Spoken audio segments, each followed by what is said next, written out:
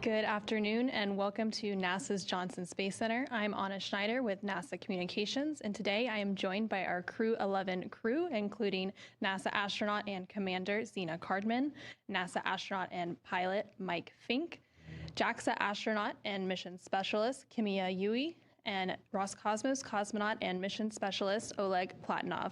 Crew-11 returned to Earth last Thursday, January 15th, following a 5.5-month mission aboard the International Space Station.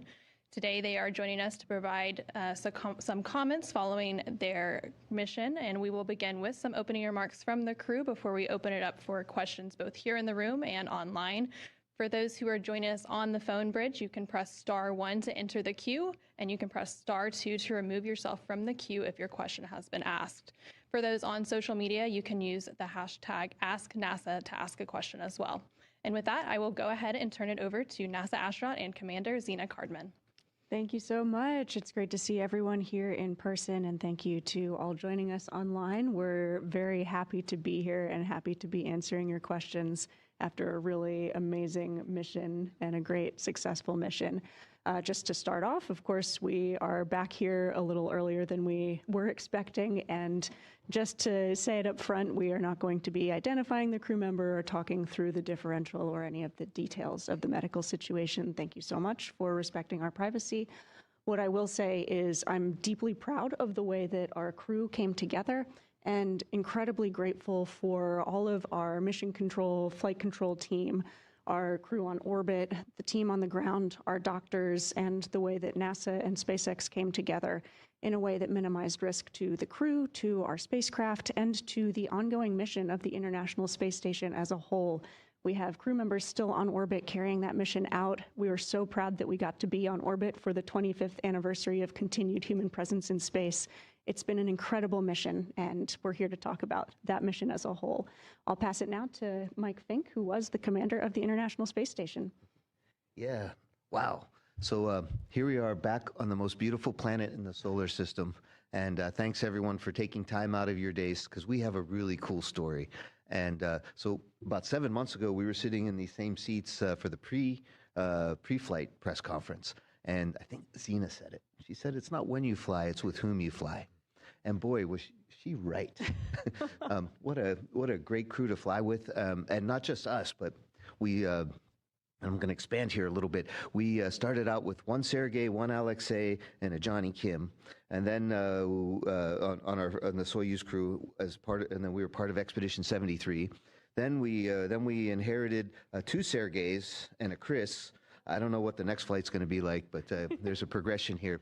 But we really had a great crew across the board. Our part of Expedition 73, and then the crew that's on board as Expedition 74. And it was just really amazing. I salute my crewmates. It was definitely, Zena, you were right again. And it was definitely with whom you fly. I remember every day that we had together on all the amazing things we did. But one thing that when you first said it, Zena, I didn't fully appreciate, it's with whom you fly, right? Our ground control teams, how awesome. We had such the great rapport with all around the world. And it was great every morning and every evening having a chance to share that with the rest of the world. There were we were getting great science done. We were singing songs to each other on Christmas. Our flight director gave us some really great Christmas songs that were space themed. I mean, this was just a joy to fly, and not just with this great group here, but the whole team around the world. And we shared a lot of amazing things. Some of the things we did with science was amazing. The zero boil-off test comes to mind, or the stem cell research. Being up on board during a government shutdown and still everything keep going. And then the 25th anniversary of continuous human habitation. I was fortunate enough to be there when the space station was tiny. We only went as far as the lab. It was 2004. So not quite 25 years ago, but and then to come back aboard a space station that is so full with 7 crew members, getting some world-class science done, something amazing happening every day. What a joy to fly. We were getting ready for an EVA, Zena's first. by the way, she's really awesome. It was great to fly with you, Zena. She was a natural when we first got there. Oleg, this was his first mission too. What a natural. They adapted super fast and became incredibly productive crewmates. Kimia-san, thank you for your hard work. Thank you. He used to thank us every day for our hard work. So finally I get to thank him for his hard work. It was a joy flying with each and every one of you, and we did some amazing things together. So I'm talking a lot, but I just want to say that when we were getting ready for an EVA, something happened. The team came together, and it wasn't just this team, but the whole team, like Zena said, around the world. And we were able to come home safely to our families, back to beautiful planet Earth. Turned into a fireball over San Diego, plasma everywhere. It was beautiful reentry and splashed down. The dolphins came to visit us, and then we were rocked. We weren't allowed to sleep, but we were kind of rocked very carefully by the gentle waves of the Pacific Ocean. And what a neat adventure it was to share with each and every one of you. Station is in good hands with Chris Williams and two Sergeys. And we are continuing on, and we got to see our Crew-12 friends that are going to be launching really soon, and they were there when we stepped out of the plane at Ellington, and it was really nice to see them. We were hoping to give them hugs in space, but we gave them hugs on Earth. It all works out. Space station is going super strong. I'm very proud of the space station that we built and what humans can do. But how we handled everything all the way through nominal operations to this unforeseen operations really bodes well for future exploration. We're a well-honed machine here at the Johnson Space Center and around the world. So when we're getting ready for Artemis, I am very optimistic. So, sumimasen. I talked a lot, but go ahead. Yoroshiku onegaishimasu. Thank you for your hard work. Thank you. Yeah, Gina-san and also Mike-san explained a lot, and I mean, almost nothing to add, but thank you very much for this opportunity to talk about our great experience to everybody. And I'm so grateful. I was the member of this great team. And of course, we came back a little bit early, but we worked very hard, worked together and helped each other and also accomplished a lot. It's actually not only our crew members, but also including ground, and also everybody actually helped us a lot. And I think this is great because I think we showed everybody about international cooperation, importance of the international corporations. And this is kind of like a bright side of humankind, where we can work together and accomplish very good. And also, this is kind of like a good vector to a bright future. So I think we were able to show us like a good example for everybody. And we are going to keep talking about our great experience. And hopefully people think actually our bright is bright, so bright. If people believe that, actually we can accomplish that. And if we're gonna actually keep working on that, even on the ground. I'm going to keep talking about our great experience. So thank you very much for your support.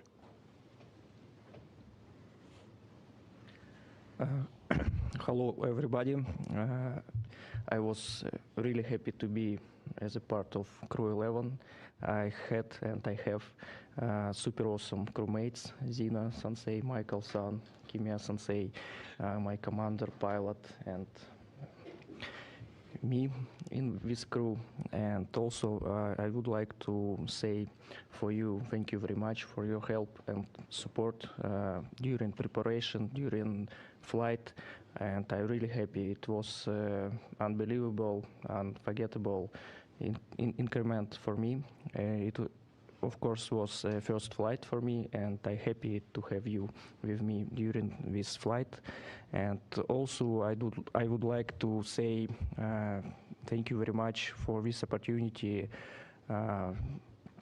Thank you, my country, Roscosmos, NASA, United States, and SpaceX.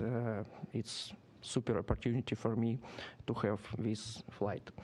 And also thank you very much ground team in the all MCCs, Moscow, Houston, Tsukuba, Munich, Huntsville.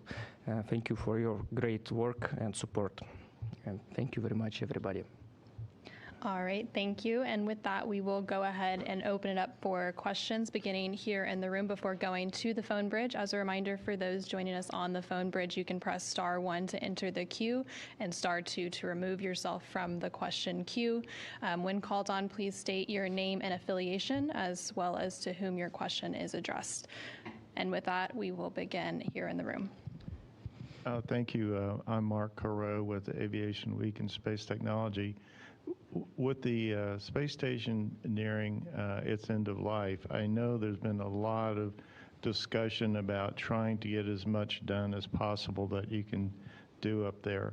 And you had a pretty full agenda. I'm just wondering, even though you left a little bit early, do you feel that may have subtracted from the ability to do everything, or did you really charge on and get as much done as you could and leave? I know there's only 3 now for just a little bit, but do you think the desire to get as much done in the research and tech development will be interrupted very much by what happened? So if I could just take that one. Our crew was a very productive crew, and our ground teams were amazing because they balanced everything based on what we could deliver, and to make sure that we had enough rest. And it was a very nice pace, and it was a lot of things to get done. And yes, we left. We came home about a month early, and that is going to affect the timeline a little bit, just because there aren't 7 people, there's 3. And but what's really neat is that our replan capabilities are great, and we're not missing anything that had to be done time critically. We're able to move things around. We still have 3 cargo ships on the USOS side, and I think 2 Progresses on board. So there is still a lot of unpacking and packing to do, just for the cargo operations. Not to mention, all of the science and everything else. We left a really capable crew on board. Sergei Kuznetsov is a great commander. Chris Williams came up and with great enthusiasm and willingness to learn. So we're in very good hands. Yeah, there's going to be a little bit of a difference in schedule, but we're going to be able to accomplish everything we need to do. When Crew 12 arrives, they're going to hit the ground running. But again, we have this down to a really nice system where our mission control teams, our planning teams, the space station program, all kind of take a good pulse and give us as much work as we can do. And we as crews try to deliver, and there's flexibility in the schedule, and that's what keeps the space station going. And yeah, there's still some more years left in our beautiful space station. All right, thank you. We'll go ahead and go to the phone bridge for a few questions. First up, we have Anthony Leone with Spectrum News. Hello, everyone, and thank you so much for taking our calls and questions today. With what happened up there, what type of suggestions would you recommend for future missions? And would each you, if you could you want to go back just to finish the mission the way you were hoping to? Thank you. I hope to go back to ISS for so many reasons. It's just an incredible experience. And I think even though we had an unexpected timeline, there's so much that we are proud of and so much we did accomplish. Like Mike mentioned, we welcomed so many visiting vehicles. We had every single docking port full at one point while we were up there, which is just absolutely incredible. So we got a lot of research done, a lot of cargo transferred, setting up the space station for really the rest of its incredible career. As far as things we would do differently, I am very proud to say that we were as well prepared as we possibly could be, and that's thanks to a lot of really excellent training that we get on the ground, and just being up there with really excellent operators and people who come together as a team really goes a long way. And that's the crew on orbit as well as our ground support teams. All right, next up on the phone bridge, we have Jonathan Seri with Fox News. Thank you so much for doing this, and welcome home. For Zena and Oleg, how did your first space flight live up to expectations? I know you worked hard to prepare, but are there things that you just have to experience firsthand that stood out and surprised you? And for Mike and Kimia, how did your first flight on Dragon compare to the space shuttle? For me, one of the surprising things was almost how unsurprising it was, if that makes sense. I felt incredibly well prepared thanks to all of the excellent training that we get here at Johnson Space Center, at our international partners, and at SpaceX. Of course, there are some things that you just have to experience for yourself, but for me, those were all a thrill and a joy. I actually enjoyed re-entry even more than launch. It was a lot of fun, and I'm very grateful that I got to experience that with this crew specifically.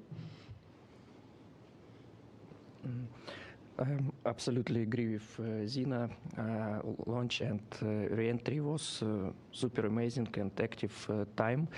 It was nice, and I was surprised how our Earth, our planet, beautiful, and it's most beautiful when we can see on the picture.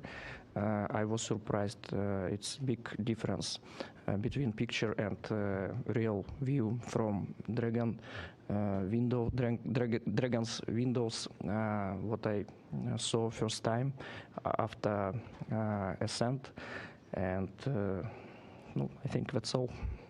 And I also was surprised how my crew is great. Shouldn't be big a surprise. Yeah. Yes. So last flight was like by Soyuz, and this time as a Crew Dragon. I was so surprised, actually. Crew Dragon flight was so smooth and very comfortable, and just like future, like touch panels, like a very, cool future-looking, nice, like a suits. Yeah. So I really enjoyed, but just differences. So I really loved actually both experience. So landing on the hard surface, that's also good. A little bit harder landing, but no shaking after landing, that's also good. Softer landing, but after landing, shaking, that's also good. So I really enjoyed. Thank you. So between flights, from Soyuz and Space Shuttle, I helped worked with the commercial crew program, and I was really glad to fly on Dragon. Of course, Kimia-san and I were at one time going to be on Starliner. That's still going, but Dragon, wow. All the way from the launch, it was you could feel the Falcon 9 talk to you, and all the way up. It was hard to hear the Falcon 9 though, because I think there were some shouts of joy and giggles and things going on as we were launching and enjoying the experience, and that's such a human thing.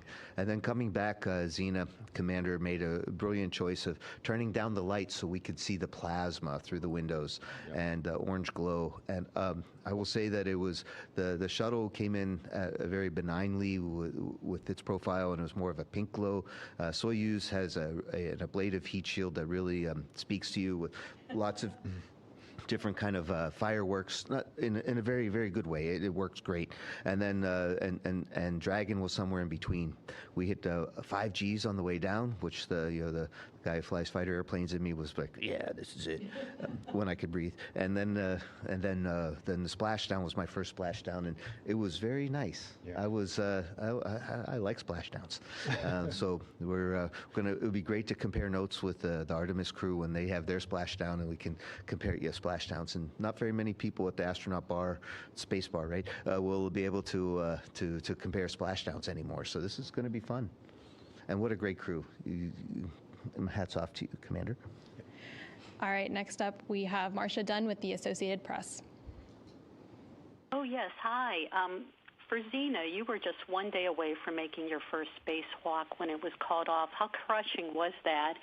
And also, if one or more of you could just talk a little bit about the medical equipment aboard the space station and how it did or didn't prove useful. Any recommendations on future first aid kits? Yeah, for me, of course, spacewalking is something that we all train for, and We had multiple crew members on board who were qualified to do a spacewalk.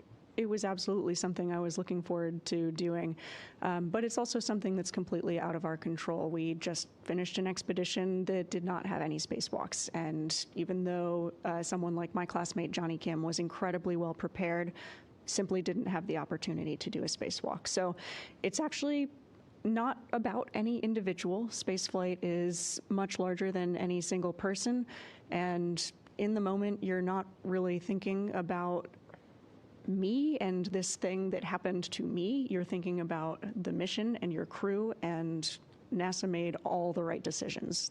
In my opinion, this is a really excellent example of risk analysis and decision making, and I'm very proud of the decision they made. Just to add on to that just a little bit about the equipment, one of the things I remember from Expedition 9 is we just started working with ultrasound machines, and I think the ultrasound technology has gotten better on planet Earth, and we've taken that into space. And having a portable ultrasound machine helped us in this situation. We were able to take a look at things that we had and didn't have, and all of my crewmates, we got so much experience with ultrasound in looking at human bodies as we change over time as part of science and medicine. So when we had this emergency, the ultrasound machine came in super handy. So I'd recommend a portable ultrasound machine in the future for sure for all space flights. It really helped. Now, of course, we didn't have other big machines that we have here on planet Earth, and maybe some of those can't be in space. And we do try to make sure that everybody before we fly are really, really not prone to surprises. But sometimes things happen and surprises happen, and the team was ready. And that was, like Zena said, preparation was super important. Next up, we'll go to Robert Perlman with Collect Space. Thank you. A question for Mike and one for Zena. Mike, once it was decided that you and your crewmates were coming back early, did it become sort of a scramble to get packed up, or did you forego or abbreviate what you normally pack for the ride home? And for Zena, at the very start of the mission, we all got to very briefly see your zero-G indicator and heard that it was related to a shared experience with a SpaceX training member. Can you now elaborate a bit more on why a SEAL and what that experience was? So we had made a promise to ourselves as a crew not to be last minute in getting packed and prepared. Fortunately, we had enough time to make sure that our Dragon was ready to go, and in a few interstitial spaces we were able to make sure that we had our things packed and ready to go home. And I think because being ready a little bit ahead of time, Zena says, I don't like doing stuff at the last minute. And we all agreed with her. We listened to her. And those are true words of wisdom. So we weren't super rushed, Robert, but it was definitely, we were focusing on the things of making sure we as a crew and our Dragon were ready to go, and that we handed over any last minute pearls of wisdom to Chris and to Sergey and Sergey. Yeah, for the zero-G indicator, forgive me, I won't read you in on the exact inside joke, but it is a shared memory with our SpaceX lead trainer, Paul Weiss, and that whole training team who got us ready for this flight. And Paul was actually also my lead trainer for Crew-9 and that lead up. And so he has been just such a steadfast friend and excellent trainer getting us ready for this space flight. So we really felt like Paul was with us in the capsule, and we very frequently said, let's make Paul proud with our actions and our decisions, and I hope we did. So thanks, Paul. We will take a quick question from social media. @Dewani2 on Instagram asks, what did you miss most about Earth? Oh. What's Emilia? Certainly the people. You didn't miss me. I was there with you. So what else did you miss? You were first. I just forgot. All right. Next up, we have. Okay, I'll say what everyone missed. Kimia-san missed hamburgers and French fries. We talked about this. You are as well, right? Yes. Yes, because I complained about missing hamburgers and French fries. And Oleg, I think you missed your beautiful wife, Irina. Absolutely. And and Zena, You missed a lot of things, but you were, I think, born to be in space. I was pretty happy there, but Yes. I did miss ramen. Yes, and any kind of noodles became ramen, even if they weren't really ramen. We called them ramen. All right, next up we have Will Robinson-Smith with Spaceflight Now. Hey, everyone. Thank you for taking the time to speak with us today. Question to Mike and potentially Kimia, if you'd like to chime in.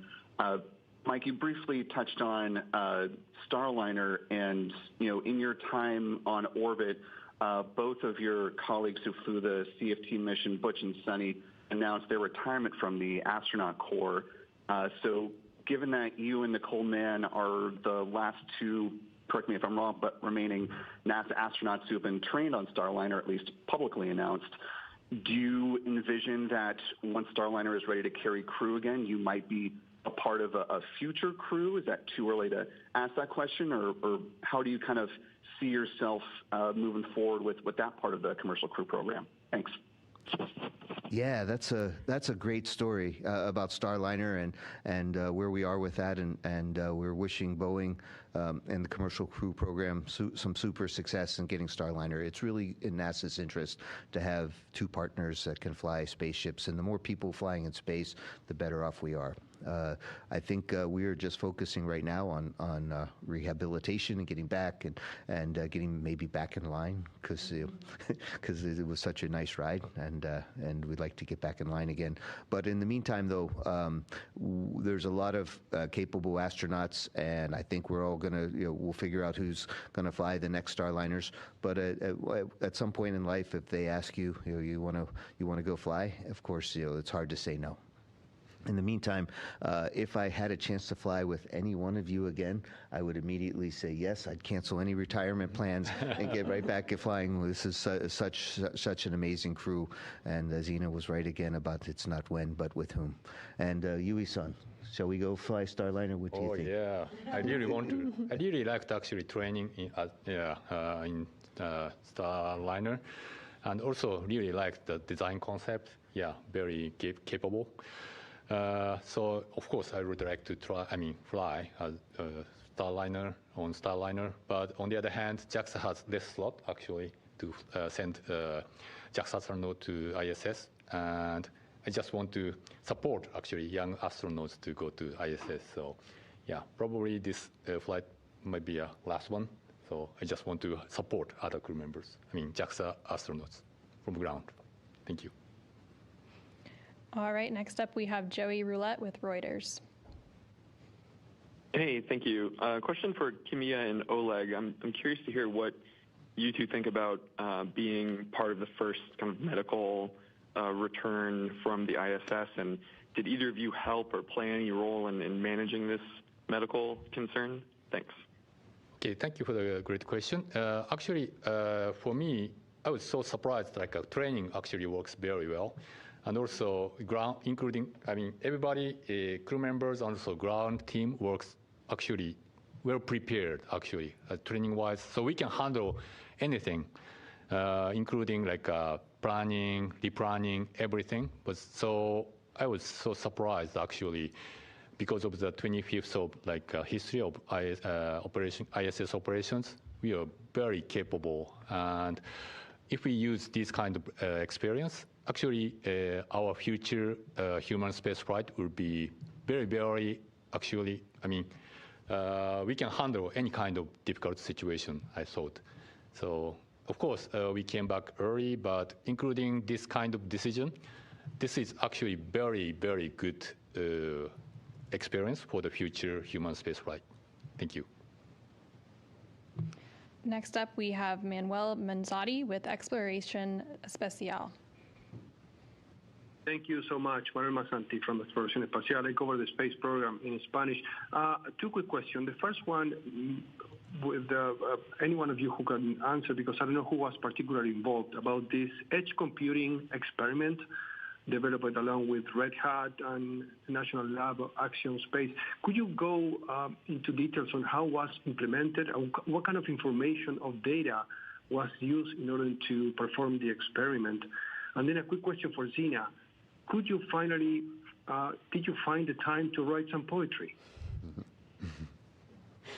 Oh gosh, I found time to read actually a lot of poetry.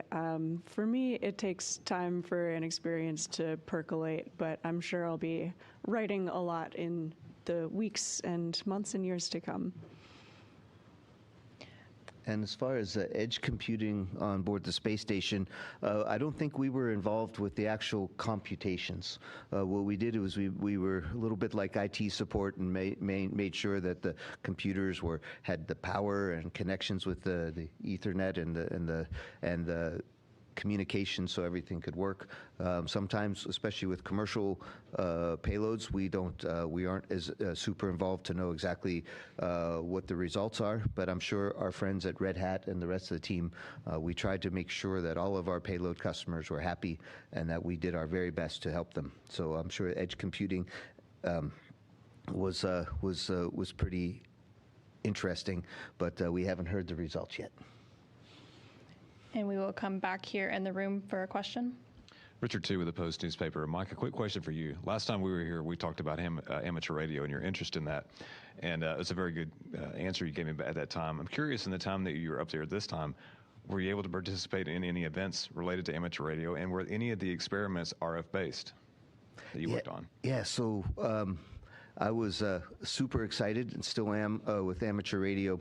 What was interesting and what I was really proud of is that all my crewmates participated with our school outreach, and we salute the ARIS team for sharing a space flight with people all over the world. I think I talked to a school in Africa. I think you had one in Japan and South America, Yeah, South America, Central America. Yeah. I had one contact with a research ship that I worked on briefly, which was really special. Yeah. That was very cool. And we didn't, I personally let myself down a little bit and not having too many random QSOs out there, but we did reach out and have a chance to talk to people across the planet in whatever language, because that was a fun thing. There were some neat experiments also, especially on Russian side, and with some extra video, and we were definitely used to, I guess there was some TV side on in Columbus module. Mm-hmm. I will say, just looking back at it, my first experience with amateur radio, it was all in the service module. We could actually look down through the windows of service module and kind of see where we were talking with. And Columbus doesn't have a window, so it was a little harder to imagine. So we put up a world map, and you could see where you're getting into range and out of range. But also you can just imagine what it must be like at some of these places that we could talk with. And I think if we had that extra month or so that we came, I would have liked to think that that version of me would have reached out on the radio and talked a little bit more. Maybe next time. We will go back on the phone bridge. We have Shannon Perrine with WTAE Pittsburgh. Hello, everyone. Yes, it's Shannon from the ABC affiliate in Pittsburgh, and I will say Pittsburgh welcomes all of you home back to Earth, but a special hello to Michael Fink. Here's my question. What do you say that in your time, though it was truncated in space, you were able to do to advance the cause and mission of science on Earth in your time there? And I'd also like to ask how you all are feeling right now today. Well, Shannon, thank you for the Pittsburgh welcome.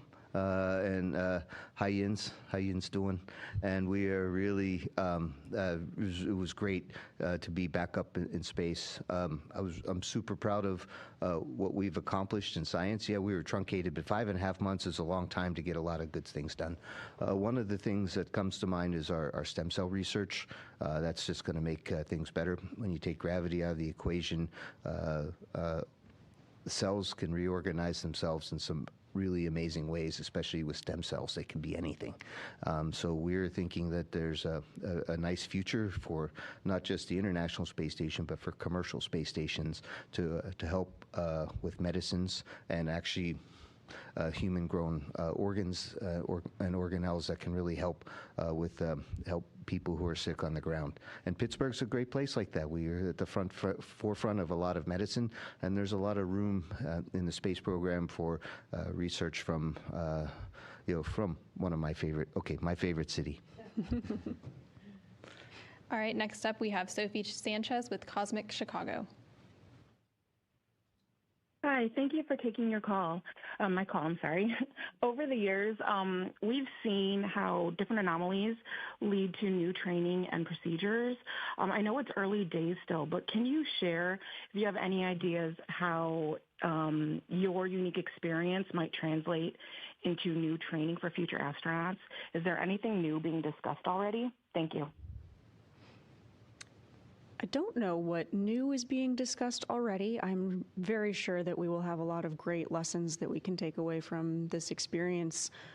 I already feel very confident that we get really excellent training, especially for any kind of urgent situation that might arise. We're really well trained to get a situation stable. Beyond that, I think the farther afield we go as we journey beyond low Earth orbit, having tools on board to diagnose and treat a myriad of situations is going to be a really interesting problem to solve. But while we're in low Earth orbit, I think we were as well set up as we possibly could be, and I'm really proud of the way the team reacted. So I would not actually want to train any differently than we already had. Next up, we have Ryan Kiton with NASAspaceflight.com. Hi, thanks for doing this. Welcome back to Earth, Ryan Caton, NSF. I was just wondering, usually when the crew transfer happens on orbit, it's to my understanding that the outgoing crew will hand over some advice or some other words to the incoming crew. So I'm just wondering if you'll be doing that with Crew-12 on Earth rather than in space. Thank you. Yeah, we want Crew-12 to hit the ground running, or hit the space floating, something like that. I think all of us have some really good perspectives. I think Zena and Oleg can help, especially the new flyers, and on what to expect. I think my only advice to them, just as we did with the change of command ceremony, was take time and stop for a group hug. Group hug and selfies. And selfies. He was great about photos. And Crew-12 is not arriving to an empty space station. They have Chris, Sergey, and Sergey there, so they will get lots of handover. As far as Dragon-specific stuff, that's something that we're happy to talk to Crew-12 about, and they're getting really great training in Hawthorne right now. Next up, we have Claire Cameron with the Scientific American. Hi there. This goes to anyone in the crew who wants to answer. What were some of the biggest challenges that you faced during the course of the mission, aside from obviously the medical issue that prompted your return? And then also, what were some of the science highlights whilst you were in orbit? Thanks. Oh. Not enough hours in the day to take photos. That was one challenge. There's just so much to share and to do and to see, and I think I could stay there for 18 months and still feel like I didn't have enough time. Yeah, I think that was one of my biggest challenges. There's just so much to see and experience. And it was all wonderful. I mean, seeing the Earth from so many different aspects, getting a chance to talk to people from all over the planet. Absolutely. And so many really interesting experiments that we got to take part in. Some of them are experiments where we're tracking our own human bodies and how they adapt to the spaceflight environment. I come from a life sciences background, and so I really loved all of the chances I had to work in the life sciences glove box. Of course, I'm very familiar with pipetting small volumes of liquids from one vial to another vial, but I'm not as familiar with those liquids kind of clinging to the tip of your cannula and trying to crawl out of the tube that you're trying to put it into. Some really interesting quirks of working in this weightless environment. But again, the farther afield that we start to go, the more we're going to need astronauts to be the eyes and ears and lab notebook for the researchers on the ground. We're not always going to be the scientific experts. In fact, we rarely will be. And so I think the ISS has been an excellent proving ground for how we get science done and also involve a mission control team that includes scientists and the experts here. Yeah, super collaborative. We will come back in the room for a couple of questions. Oh, thank you again. Mark Carreau with Aviation Week in Space Technology. And I wanted to follow up on an earlier question I had, and I think this is for Mike or Zena. But Mike, you spoke confidently about not falling too far behind because of the training and the flexibility and the people who are going to follow up with the space. Well, one of the things you're going to do at the end was a spacewalk to kick off, I think, the 7th IROSA, to get 8 installed in all, to give the station adequate power for a whole lot of activity, and then for the deorbit. Do you feel as confident that they'll be able to catch up? And I think they're try to look at the end of this year for the spacewalks to at least receive both and maybe get the 7th or 8th installed. But, there's time. I just wondered how confident you feel they can move ahead. Yeah, we floated on the shoulders of giants. The previous crew had started the IROSA work, and so we were able to consult with them and figure out how to continue on with the IROSA work.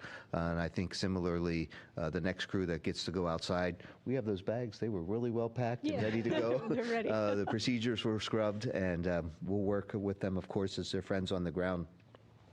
I do believe, Mark, like you said, is that, again, I can't speak for the program, but I do think that the space station program has some flexibility. These weren't the immediate things that needed to be done like we had, I don't know, 8 or 9, 10 years ago with when we had a leak in our thermal control system that had to be done immediately. So I think there's some flexibility in getting the job done. I'm just really amazed with all of the variables, how well that our teams on the space station program side and the flight operations director at FOD side, how well we can come together and make a new plan. We had a really great plan, didn't work, so we got a new plan coming up, and I do think that there's some flexibility, and it will be great to help our teams, at least from what we can do down here, to make sure they're successful. And the space station will just keep going. It's a wonderful, amazing space station that we've built, and it was just a real joy to be back on board. We will take another question here in the room. Gina Sinceri with CBS News. The briefing before your spacewalk that didn't happen, they talked a little bit about the new solar arrays, but sort of threading this needle between maintaining the space station but getting it ready to deorbit. Did that make your time up there a little bittersweet, thinking, so many good memories here? I don't think I got to experience the bitter part of it. It was really, yeah, it was all sweet for me. It was really special to get to see the space station. I don't know if all of our active astronauts right now will get to see the space station, and so I'm so grateful that I got to, and that I got to be there with people like Mike and Kimia who have been there before, and Mike especially, who has been involved in constructing the space station from its infancy, really, and it's been such a marvelous, collaborative, incredible piece of human engineering and collaboration, and to have our international partnerships there. I'm just so grateful that I got to see it. We will take a couple of questions from social media before popping back to the phone bridge. At Sean Vecchio on Instagram asks, what was your favorite moment from your mission? Ooh, all of them? Can we choose all of them? Yeah. Oh gosh. Yeah, there's a lot to choose from. One really special one for me was celebrating New Year's with the crew. It was, off-duty time for us, and we all gathered in the service module, the entire crew, our Soyuz flyers and Dragon flyers, and just being there together as family, and then calling each of the mission control centers as they at home were experiencing their local New Year's Eve. It was just really heartwarming. I don't know how else to put it. It's such a human event. Yeah, yeah.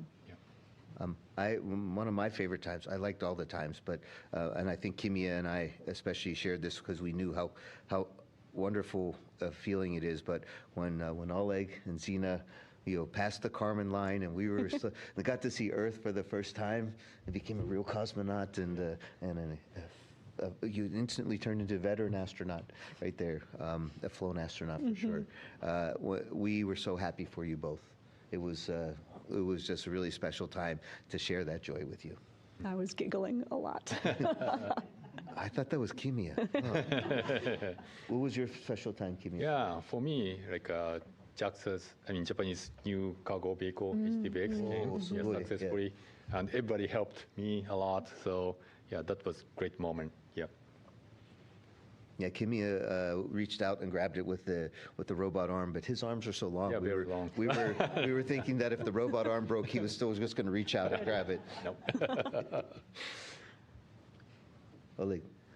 For me, all our parties was a great time, and one moment also I like it was a moment when new Soyuz crew came to us, and it's new people, and I was really happy to see new people on the station. Thank you for that. And at Nils122000 on Instagram asks, what was your favorite aspect of having free time on the International Space Station? Oh, just looking out the cupola for me, taking pictures. Absolutely. Yeah, that never got old.